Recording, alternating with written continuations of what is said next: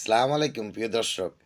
যে যাই বলুক, বিরোধী মতের লোকেরাও মনে করেন স্বীকার করে নির্বাচন হলে বিএনপি ক্ষমতায় আসবে। ছাত্রদের যে নতুন দল হয়েছে ওই দলের মনে করেন আপনার আহ্বায়ক নাহিদুল ইসলামের ইন্টারভিউ নিয়ে ইন্টারন্যাশনাল মনে করেন আপনার বার্তা সংস্থা এএফপি একটা প্রতিবেদন প্রকাশ করে। ওখানে ওই প্রতিবেদনে বলা হয়েছে যে মনে করেন আগামী বছর মার্চের মধ্যেও যদি নির্বাচন হয় তাইলে বিএনপি আপনার ক্ষমতায় আসবে।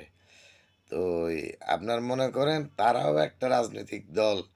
তারা মনে করেন অবশ্যই পর্যবেক্ষণ করে যে নির্বাচন হলে কে ক্ষমতায় আসতে পারে বা কে আসবে না, কার সাংগঠনিক কতটুকু ক্ষমতা আছে।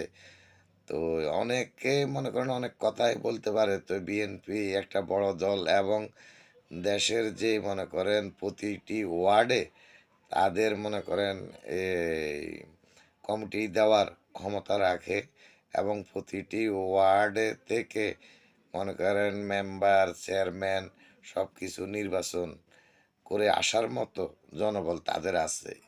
এই ছাড়া বর্তমানে বাংলাদেশে আর দ্বিতীয় কারো নাই আমার ধারণা। একমাত্র ছিল দ্বিতীয় আওয়ামী লীগের।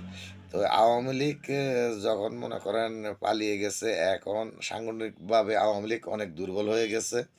তো আওয়ামী লীগ দুর্বল হয়ে যাওয়ার কারণে একমাত্র সব ইউনিয়ন এবং ওয়ার্ডে সব জায়গায় প্রতিনিধি একমাত্র বিএনপিরই আছে এবং তারাই ক্ষমতা আসা আর মনে করেন দাবি রাখে। এখন তারা যদি ভালো কাজ করে তাইলে অবশ্যই তারা ক্ষমতায় আসবে আশা করি। ধন্যবাদ সকলকে।